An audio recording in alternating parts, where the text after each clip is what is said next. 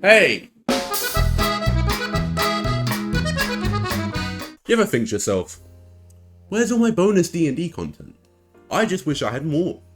There's not enough stuff for me to choose from. Well, I've got your back. I've gone through the DnD Homebrew Reddit and found the top 5 highest rated pieces of homebrew in the last month. The first weapon on the list is the Thunder Seeker, which is a +1 warhammer. All of these links are going to be in the description, by the way, if you want to go check any of these out. This weapon's got 5 charges, each long rest, and you can use them as a bonus action to shoot a lightning bolt at someone to deal 2d4 lightning damage. Now, this item doesn't have any rarity listed, so I'd probably put it about rare, because it's a +1 weapon with a rider effect. Normally you're going to get that kind of thing around level 5 through 7 or 8, and I think this will feel pretty good. Marshals typically don't have too many uses of their bonus actions, so having those 5 charges to shoot out a 60-foot range of damage is going to feel really nice for some characters. You kind of lack those ranged options. However, the dex saving throw means most monsters are going to be pretty strong against it. There's no half damage or anything if they succeed, and it's a static save at 16 where that's going to get outscaled quite quickly. So this is a really cool item to put in, I think, magic shops in your world, and maybe to hand out as a bit of a freebie or a bonus reward halfway through a dungeon. I wouldn't make it a focal point in my campaigns though. Overall, I think it's actually a really fun, nice little item, and I think it'd feel good to use. The 4th item on our list is Ride the Lightning, which is actually a spell I made. This is a 6th level spell which lasts for up to a minute. You basically turn into a ball of lightning, you can zap around the place, you can fly, you are harder to pin down, and you can basically pass through people, deal damage, and then use the Shocking Grasp cantrip twice a turn. Now, importantly, when the spell ends, you're going to be making a con save, otherwise you're going to get a level of exhaustion, so you got to really exert yourself when you use this thing. I think this spell is really sick. It's inspired by Kai Kisuke as well as Kennen.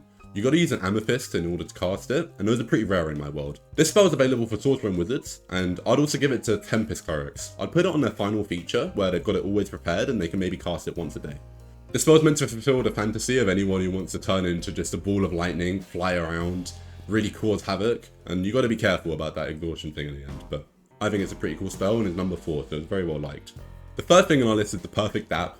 This is a feat where you and another guy with the feat can basically dap each other up. You got to make some checks, a performance or a sleight of hand, and depending on how well you do, you get a bonus which lasts for a minute.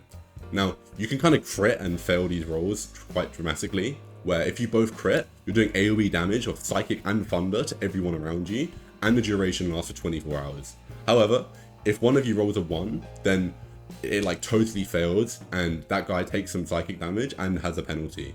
But if you both fail, you both take psychic damage, even more, and you can't even attempt any more daps until you have a curse removed from you. Now, this feat's fucking hilarious, but if I was going to run it in my games, I'd make a few changes.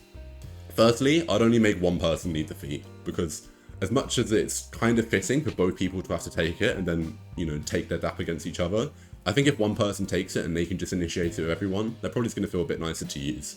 Also, sadly, because of like the really high variance, I'd probably tune down how bad you fail and how high you succeed when you roll those critical values. Overall, this is a really fun feat. I've got a suggestion though. If you play at a physical table, make your players dap up in real life. If they have a clean one, give them advantage on the roll. If they fumble, give them disadvantage. Next up, and the 2nd highest rated piece of homebrew of last month, is the Praetorian Elite.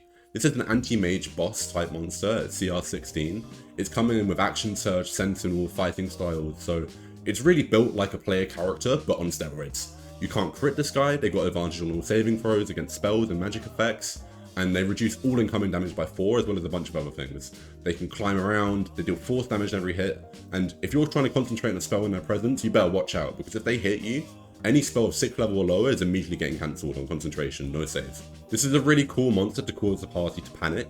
I'll probably foreshadow it and some of its abilities, so that it isn't coming in and instantly getting a bunch of spells dumped against it, which is then going to feel really bad if they get wasted. One thing to keep in mind, if I've got a lot of spellcasters in my party, I'm going to be quite reserved in how I'm using this creature. I'd foreshadow it quite heavily, and I don't want it to come in as anything really other than a boss fight, because my players, as much as they should face challenges, I don't want their features to feel completely useless, and this guy is going to be really effective against a lot of spellcasters. All in all though, this monster is really sick. I can imagine it acting as a really interesting antagonist to a main story, and maybe you can use an NPC to try and throw some spells against it and just watch them be completely useless, and that could cause a lot of fear in some guys. Finally, the highest rated piece of homebrew of the month is Play Dead, which is actually my feature again. This is a rogue feature that comes in at 7th level. I initially called it Feign Death and then realised that's a spell, so we had to change that. This is a 7th level rogue feature. It's coming in and lets you fall over and try to play dead. You got to make a couple saves generally, but if it succeeds, you're going to stand up next turn and have advantage against those monsters, which obviously is giving you a sneak attack bonus. This is kind of devilish, it's quite cunning, it's right up the street of a rogue in my opinion. We've had a lot of fun opinions about it in our groups, and yeah, it's the top of the month, got a lot of praise, got a lot of hate. I had to change certain things, as it was worded initially, it was a bit awkward, so this is the revised version. So yeah, that was everything on the list. A couple of these features are mine. Use those how you like, you don't have to credit me, take them straight into your game, have fun with them. Everything else links in the description, as I said before. If you enjoyed this video, hit subscribe. I'll probably make this some kind of routine series, going through some stuff. Over there's my most recent video, and yeah, check me out.